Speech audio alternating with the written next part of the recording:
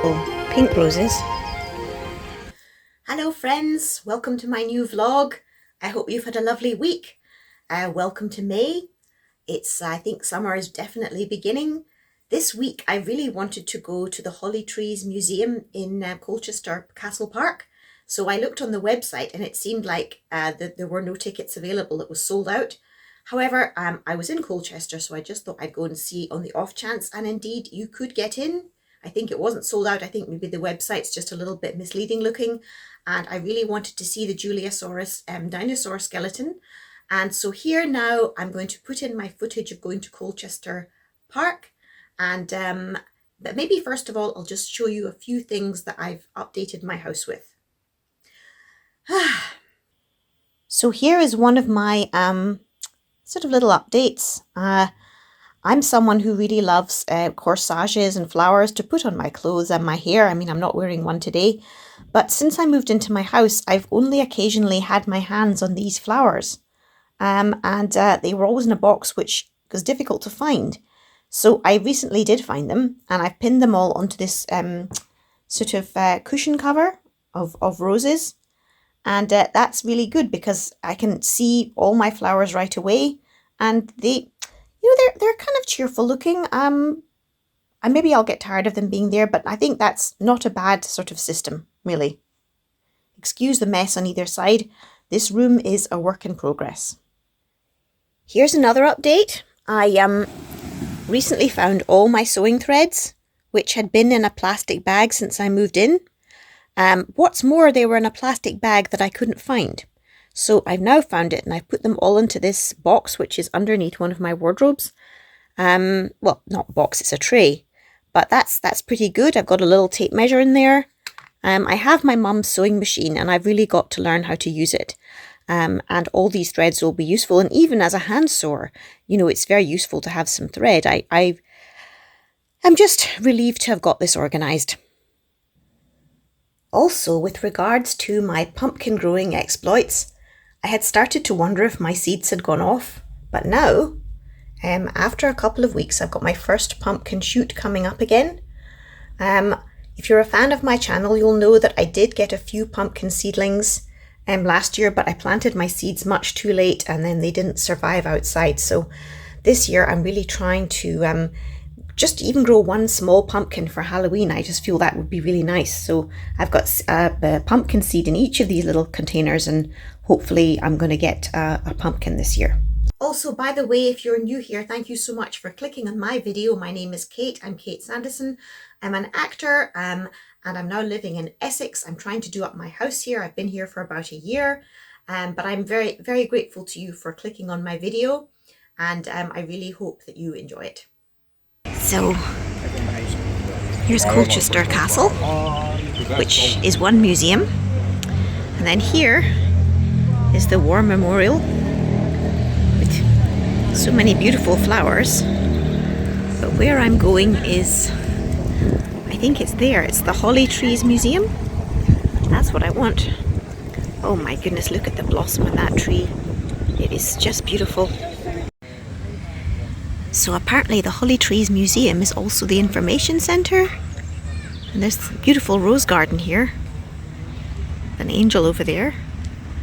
And this rose is called Peacekeeper, marking the 50th anniversary of the founding of the United Nations.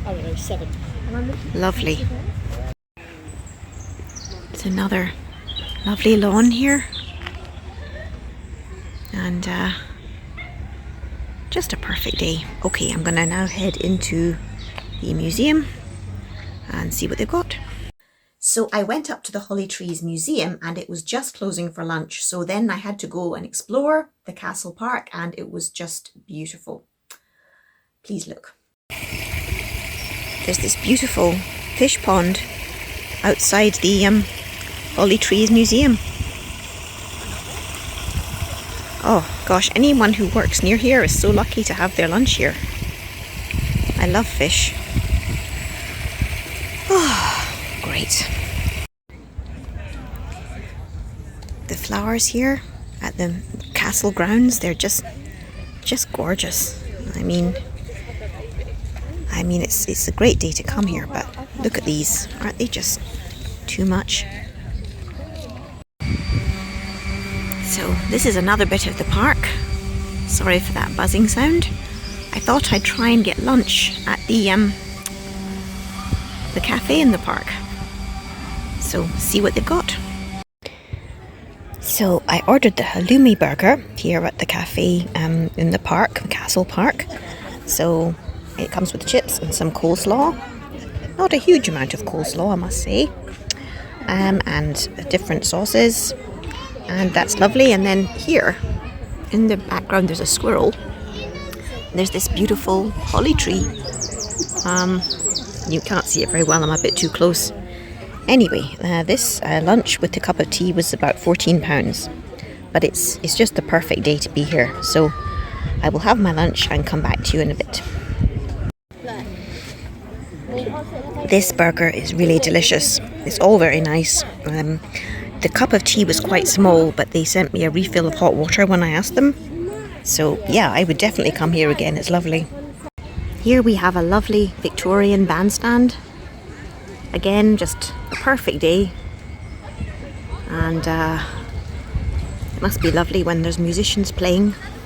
And there's another interesting building down there. Might go and have a look at that. Okay, I think just some lucky people have this house, which maybe is a lodge for the castle. They just live here, so that's this building. It's not public, I don't think. Looks like they're putting up a fun fair. So if you can come to Colchester Castle Park this weekend, I guess you can go in the fun fair.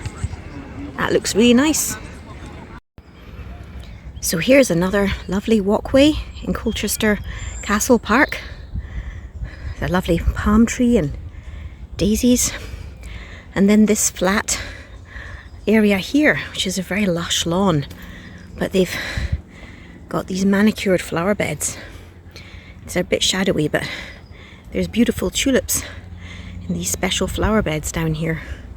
I'll try and close up there. And then up here, there's like a tiny little building. I don't know, is it like a gardener's hut or something? Really cute. If I turn around here, there's some really pretty houses as well, so amazing. Okay, I found out what this flat garden is with the tulip flower beds. It's the Avignon garden. Apparently Colchester is twinned with Avignon, and this commemorates, I think, the 50 years of being twinned with Avignon. So typical of the French. It's a very, very elegant garden. And yeah, I wonder in Avignon what they have up about Colchester. If I get to Avignon, I'm gonna try and find out. This little garden, I think, is a garden of remembrance for the war dead. And here is a commemoration of the Burma campaign, which you don't often sort of see in these monuments. But it's very touching. Oh, for your tomorrow we gave our today. A lot of people in my family served in the army, but it was never anything I was interested in, but God bless them. Here is another monument, but it's for the Malaya and Borneo army, remembering their sacrifices as well. Again, I've not seen a monument for the Malaya and Borneo army, so that's touching that that's here as well. And there's that star-shaped flower bed here, which is it's very pretty. There's a clearer view of the bandstand. It's really gorgeous. I'm going to ask in the information centre if the band does regularly play here. This lovely rose is kind of reminding me how much I'd like to grow some proper roses in my own garden. And yeah, maybe this summer I could try and plant a few roses. Just some beautiful pink roses. Just a stunning day.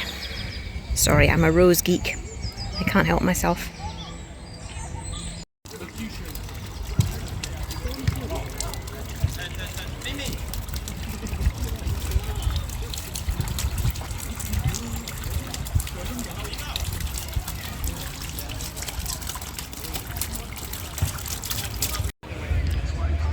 An amazing wisteria. It's just Almost looks like it can't be real, like it must be silk or something. Of course it is real, but I must say the Colchester Castle Park is really stunning. So here's another view of the Hollytrees Museum and visitor information, and I will just go and have a look. So this dinosaur is in the Hollytrees Museum and it's called the Juliasaurus. And if I just try and take it in, 75% of this skeleton is real. I'm presuming they filled in the missing bits. If I look around the room, there's this really beautiful frieze on the ceiling. So there we are, that's Juliasaurus. Okay, so it was found in Johnson County, Wyoming. A 6'2" meter long carnivorous theropod dinosaur.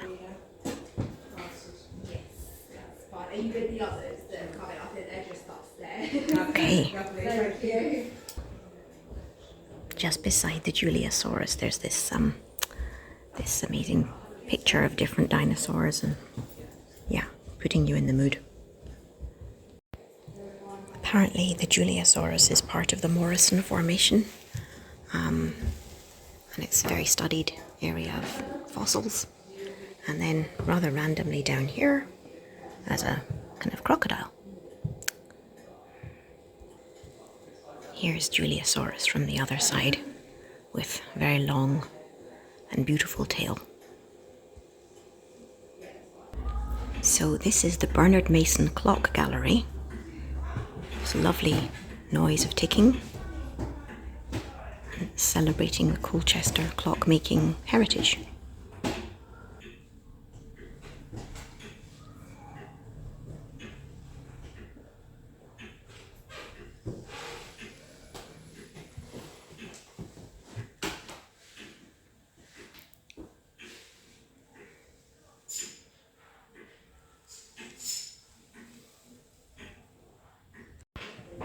I'm assuming this is a Victorian postbox.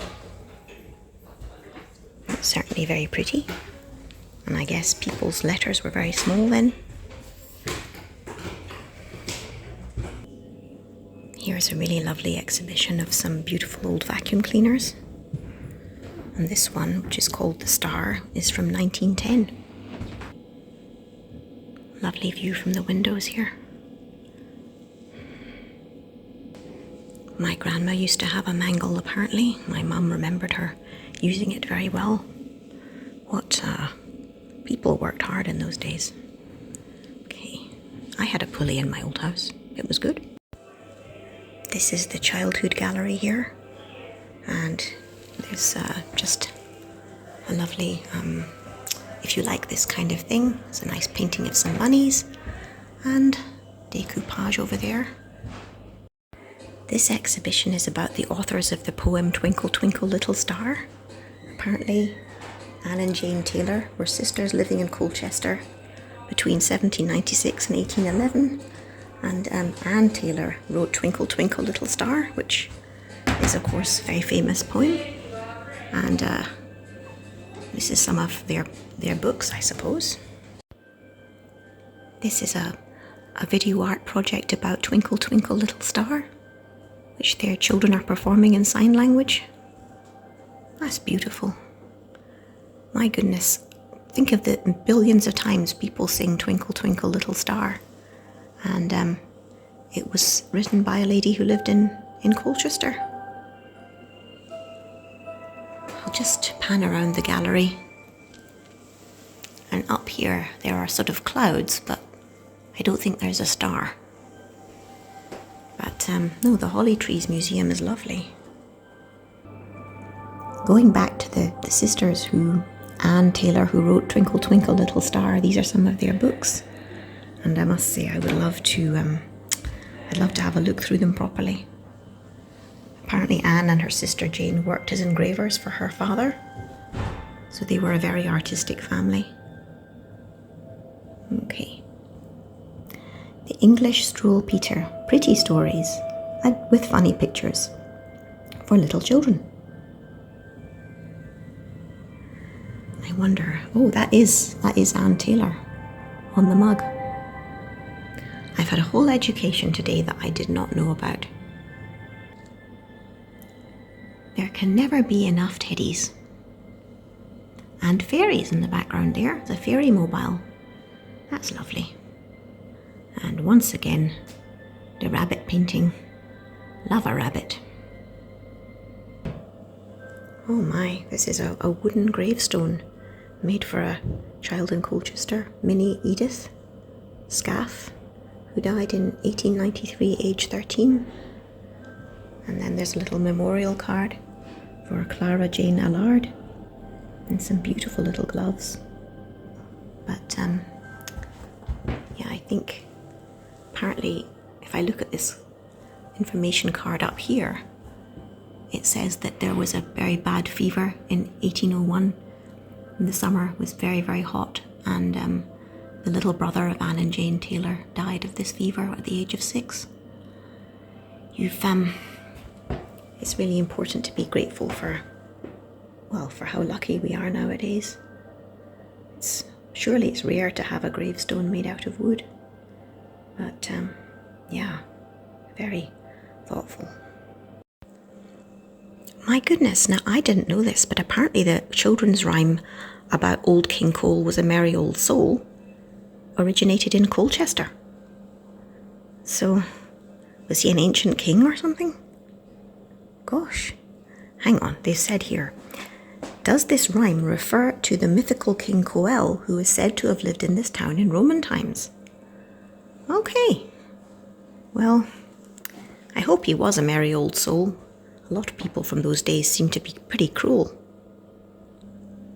Now here is an absolutely beautiful Noah's Ark. I mean, what artistry in the carvings and things. It's so wonderful. They're all lining up 2 by 2 to go up into the ark. Surely and they must have just made this to display it, but it's been beautifully cared for, this Noah's Ark. Sorry, that's a better view of it there. And there's Mr. and Mrs. Noah. Okay, here's some Star Wars things. Now, when I was a little girl, the first Star Wars movies came out. Oh, and there's Chitty Chitty Bang Bang up there. And it was just so cool, Star Wars. I think I had a Darth Vader pencil case, and I just thought that was amazing. And, yep, here we have some annuals, which probably are of my age, and some, I guess those are the Star Wars spaceships. Okay. And I guess a lady in Colchester has said that when she was young they had very, very little, but because they appreciated any tiny thing that they had, at Christmas you would have little things in your stocking, like a comb or a handkerchief. And the whole of my life I only had one doll. Interesting. Here is what looked like some quite wealthy children there. Very elegant outfits. I love this portrait of the rabbits. Whoever curates this museum has got my kind of taste. Here's some Pelham puppets. And they're kind of eerie looking. Mind you, I must say Mr. Punch looks a bit kinder than normal. But they were made by a family, they were not. I think that's right. That's what they said in the family got the kit and made them. Okay. Just Mr. Punch is often nowadays regarded as really quite scary and a wife beater, basically. Here's an old kit for making floral decorations. And then here is a fretwork set, which apparently was given to a little girl who liked doing this kind of thing, which wasn't normal. And then here we have things to make and do, and a Blue Peter book. I remember Valerie from Blue Peter. She just was there she was just there briefly to my memory. And then there's a little town that was made by someone's dad in the 1940s, and it's called Corky Town. It was made from a cork bath mat. This is a Victorian desk and chair. And then here is a classroom. Everyone looks very, very smart, but it's very formal. I mean, when you think of how apparently children behave badly in school nowadays. They would have never done that now. In those days, rather. They can't imagine they would have been that naughty. These are paintings of 2 students at the Blue Coat School, which was apparently in Colchester till 1939. And the children were given this free blue uniform. And it was to help children of poor families to be trained in trades like domestic service, and boys got, I suppose, more interesting work. There we go. I guess that is the Blue Coat School. And yeah, St. Helens Lane. I love these illustrations. They're slightly scary looking, but I'm sometimes, if there was such a thing as past lives, I wonder if I was Victorian. Look at that cat. Wow. Maybe you're supposed to try and aim the buttons into the cat's mouth. Here is a kind of crawl space for children. They can go into the snake's mouth for fun. Needless to say, I couldn't get in there, but the whole carpet is like a snake and ladder board. So if you have children, I think they would enjoy. They would enjoy coming here. My goodness, here is a witch bottle. Apparently people would put these in under the floorboards of their homes to protect them from witches. And yeah, goodness me, a recycled beer bottle filled with an assortment of items and hidden under the walls or under the floorboards. And this here is a Gorgon tile from a Roman villa, because Colchester was a Roman city too. And this blade is called a sea axe from the River Colne, and they were used by Saxon people who came to Britain 1500 years ago, and these weapons were offered to the river as a way of asking the gods for good luck. Heavens. So three very interesting objects. It's a really beautiful window seat of Twinkle, Twinkle Little Star. Very charming. And it just looks out onto the street there. But a real artist made this. It's beautiful.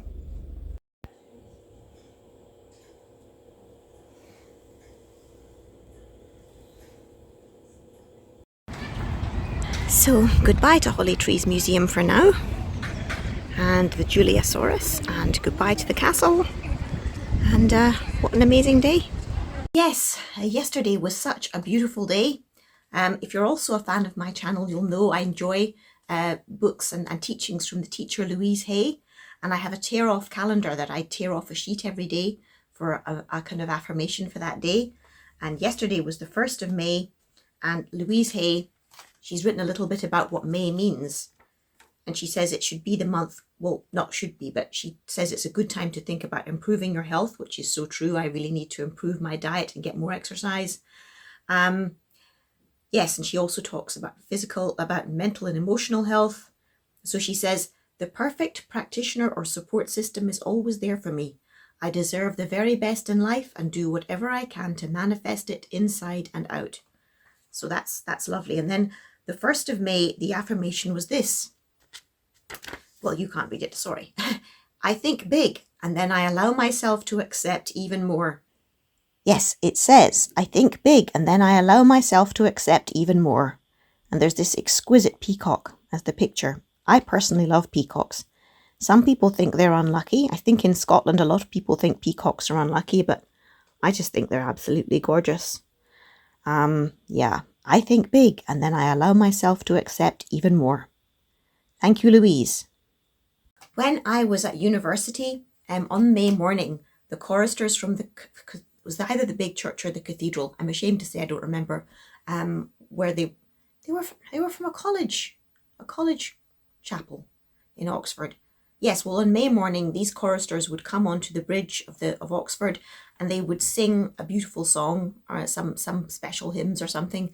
And it was very lucky, considered to be very lucky, if you got up. It was like 6 o'clock in the morning and you went to the bridge and you heard the choristers doing their singing. And I did do that a couple of times. And I would say that one thing about May is that when it comes to 1st of May, part of me is a bit sad that that's all in the past. if I think about myself when I was at college, my life has not gone the way I thought it would in even 1% of the way that I kind of hoped that it would. I mean, I have a good life. I've had a lot of good fortune, but I sometimes on the 1st of May, I think back to that memory of my college times when the 1st of May and the choristers, and the contrast can make me a bit sad. So I think it's probably just interesting to notice that and to just accept it and to just let it go. Another little update for people that know is my petunias are coming out. I got these petunias from Aldi the other week, and indeed they're starting to bud. So they seem to be pink and purple. So I didn't know what colour they'd be, so that's really nice. Wow, I've got a lot of weeds everywhere. Okay, just need to get on with it. Another thing I'd like to show you now is it's a snack, another snack idea. It's a great way to have a biscuit and feel less guilty because you're making it healthier.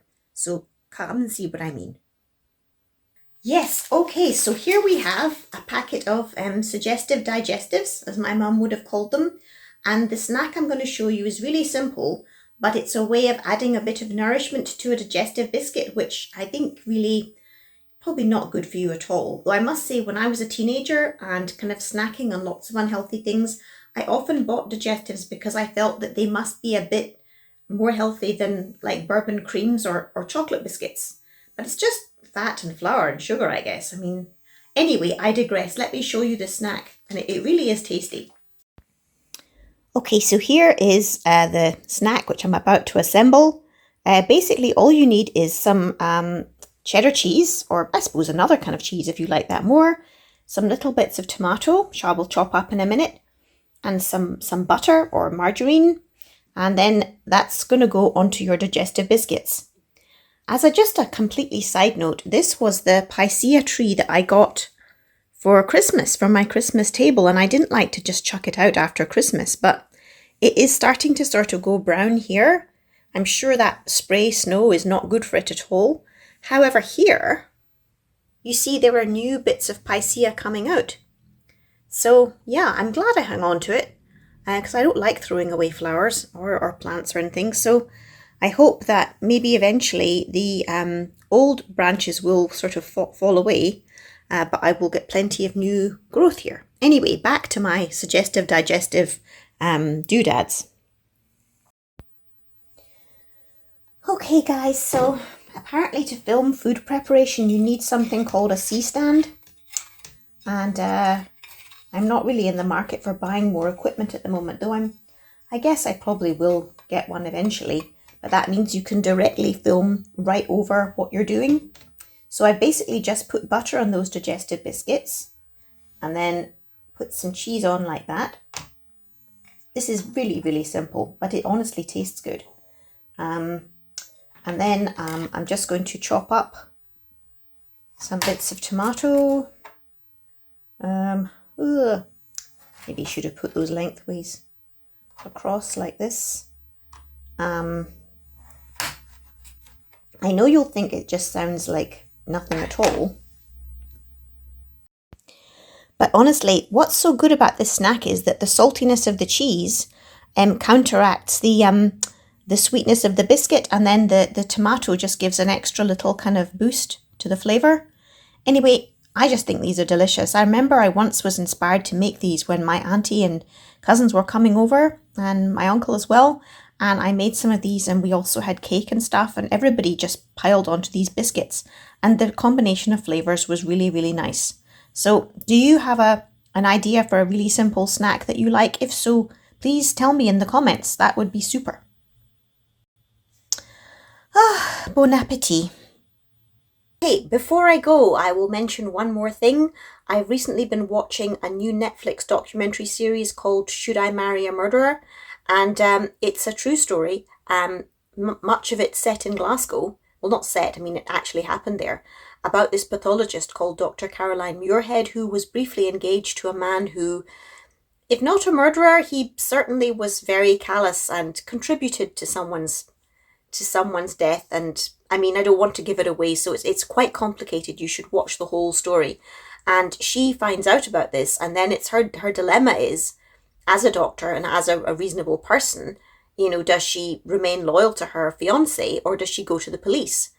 And it's just a very interesting assessment of a really, really difficult situation. I mean, this, although, as I say, it wasn't a long sort of, her knowing this man and becoming engaged to him was very sudden, it seems to have had a terrible effect on her life and a long-standing effect on her life. It's a very powerful story.